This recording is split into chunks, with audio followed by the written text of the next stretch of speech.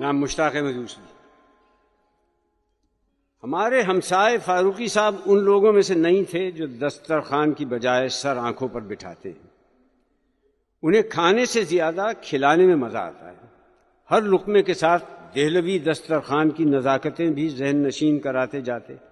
ایک دن کہنے لگے کہ دہلی میں جو شخص شیرمال اور تافتان میں فرق نہ کر سکے اسے کلچرڈ نہیں کہہ سکتے۔ ہم نے کہا یہ کون سی مشکل بات ہے؟ کہنے لگے بتائیں پھر کیا فرق ہوتا ہے؟ ہم نے کہا ایک زیادہ بدمزہ ہوتا ہے۔ گرم چائے، تازہ غزل اور تیز چونے کے پان سے تواضع کرنے کے بعد فاروقی صاحب برنز روڈ کے کبابیے کی دکان پر لے جاتے ہیں اور گولے کے کباب کھلاتے ہیں۔ پیٹ بھرنے سے پہلے آنکھیں بھر آتی تھیں۔ پہلی دفعہ دکان پر لے گئے تو دلی کے کلچر اور قیمے کی باریکیوں پر روشنی ڈالتے ہوئے کباب کھانے کے ادب و آداب اتنی تفصیل سے بتائے کہ ہم جیسے پینڈو کی سمجھ میں بھی آ گیا کہ سلطنت ہاتھ سے کیسے نکلی۔ دلی کے کبابیوں کا کیا کہنا، بالکل وہی تیزابی مسالے جو بہادر شاہ ظفر کے زمانے میں تھے، وہی شاہی رکابداروں کی ترکیبیں سینہ بسینہ چلی آتی ہیں، وہی امراض بھی میدہ بمیدہ۔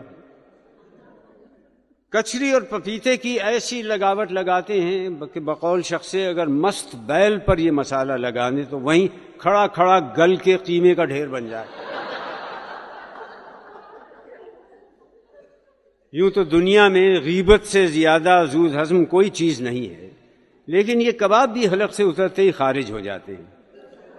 انہی سے معلوم ہوا کہ گولے کے کباب میں ایک حصہ قیمہ، ایک حصہ مرچیں اور ایک حصہ دھاگے پڑتے ہیں۔ سیخ سے اتار کر کڑکڑاتے گھی کا بگھار دیتے ہیں۔ ہم نے پوچھا سیخ میں بگھار کس لیے؟ بولے اس سے مرچوں کا دف مر جاتا ہے۔ ساتھ سبک سی کٹوری میں گرم مسالہ رکھ دیتے ہیں، پھر کبابوں میں بکری کا بھیجا اور الڑ بچھڑے کی نلیوں کا گودا علیحدہ سے ڈالتے ہیں۔ ہم نے پوچھا یہ کیوں؟ بولے اس سے گرم مسالے جائفل اور جائتری کا دف مر جاتا ہے۔ اس کے بعد بڑی پیاز کے لچھے اور ادرک کی ہوائیاں اور ان کے اوپر ہری مرچیں کتر کر ڈالتے ہیں۔ یہ میسر نہ ہو تو محض سی سی کرنے سے بھی کام چل سکتا ہے۔ خمیری نان کے ساتھ کھاتے وقت برف کا پانی خوب پینا چاہیے۔ ہم نے پوچھا کیوں؟ کہنے لگے برف سے خمیری روٹی اور ہری مرچوں کا دف مر جاتا ہے۔ بعض نفاست پسند تو کبابوں پر تتیہ مرچ کی چٹنی چھڑک کر کھاتے ہیں، پھر حسب حیثیت دہی بڑے یا قلفی فالودے کی چاٹ اور ڈانٹ لگاتے ہیں۔ ہم نے پوچھا یہ کیوں؟ کہنے لگے اس سے چٹنی کا دف مر جاتا ہے۔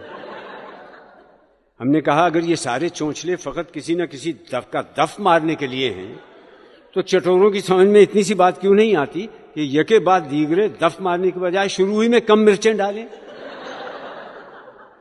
اور اگر بیوی کم مرچیں ڈالنے پر تیار نہیں ہو تو پھر زبان پر ربڑ کا دستانہ چڑھا کر کھائیں۔ ادیب سہارنپوری نے اس مرحلے پر شعر کا سفید پرچم لہرا کر جنگ بندی کرائی۔ ہمارا ہاتھ اپنے ہاتھ میں لے کر بولے حضرت دنیا میں ہر بات منطق کے مطابق ہونے لگی تو خدا کی قسم زندگی اجیرن ہو جائے۔ اسی بات پر ایک ظالم شعر سنیے، سپرد خاک ہی کرنا تھا مجھ کو تو پھر کاہے کو نہلایا گیا ہوں۔